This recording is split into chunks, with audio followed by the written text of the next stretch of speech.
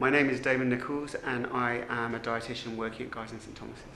So in my role as a senior specialist dietitian at Guy's and St Thomas's, I work in the community. So I work in GP clinics and I work in care homes.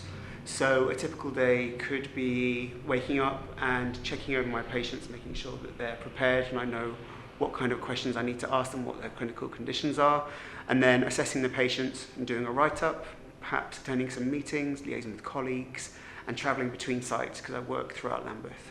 My career journey in the NHS, I've been practicing for 17 years. I started working as a dietitian when I was 25, back in 2005. I've worked in hospitals, in all kinds of adult conditions like diabetes, cardiovascular disease, elderly care. I worked in intensive care for quite a while. I was an HIV specialist.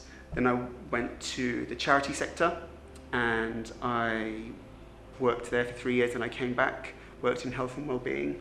The barriers and the challenges that I faced prior to my diagnosis is certain things I just wasn't as good at as my non-dyslexic colleagues. So for example, when it came to reading, and when it still comes to reading, if I'm just sat there on my own, I can sometimes reread a paragraph 2 or 3 times and I might forget what the first bit said or I get distracted.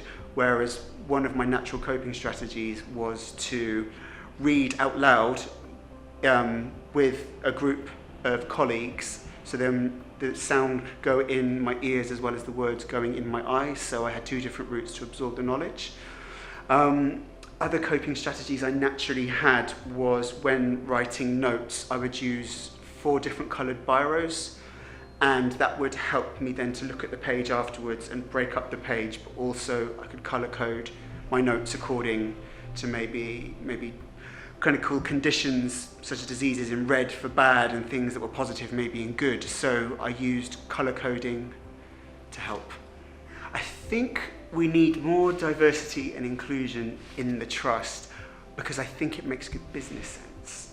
So for example, if you have different people that are neurodivergent in different ways, they will have different limitations for sure, but they'll also have different strengths.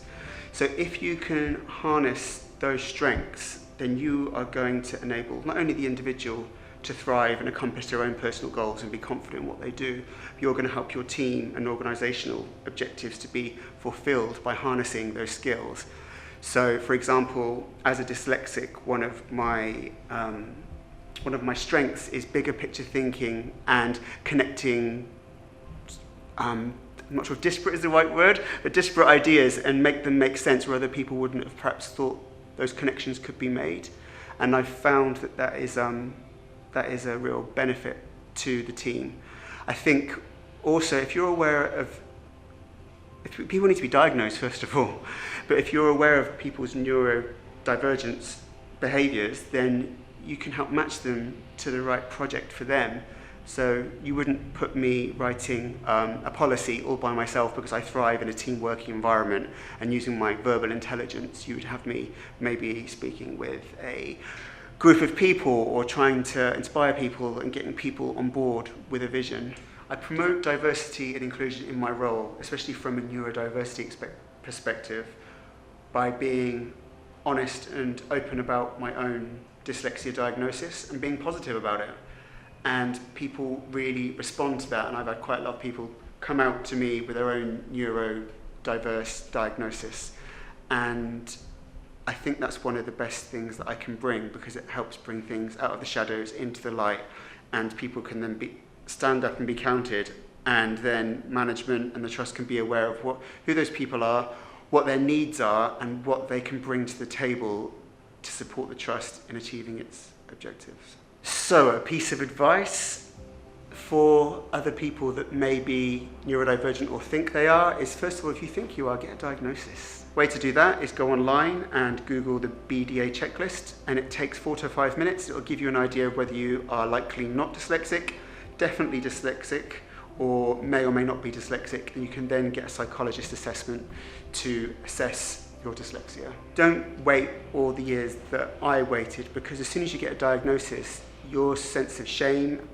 will decrease and your confidence will increase, and you'll be able to get the tools you need in order to help you excel in your career and in your life.